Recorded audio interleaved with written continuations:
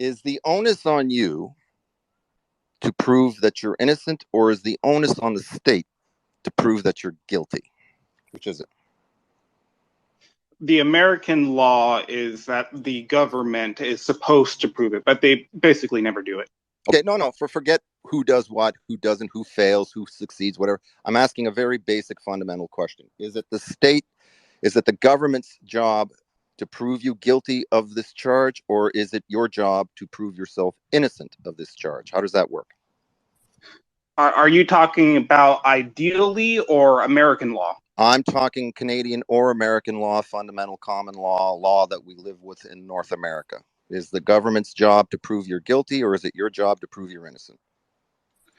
Um, I don't know if. Hey, I'm sorry. I just muted everybody for 1 second. I just want to point something out, and I will unmute everybody. This is definitely not a trick question. Okay, I'm going to unmute everybody. It's like such a simple question, and I think there's a reason it's not being answered simply. I just wanted to point that out. We all know the answer to the question, right? Well, I think my belief is that God ultimately judges, and whether or not that just. Yeah, see, I knew that this was kind of a setup, and that's why I was doing that, so I'm sorry, Steve.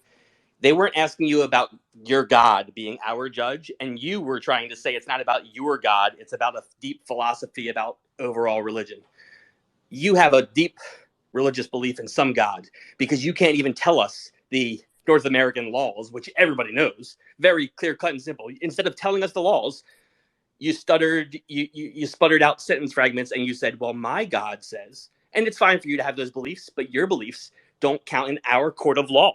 And that's the whole point. That's why I fight. So stay the fuck out of our politics with your religion. Please. Now you may speak if you have something to say, but please try to be honest. And if you want to throw God in, throw him all over the place. But be straight up about it. That's all.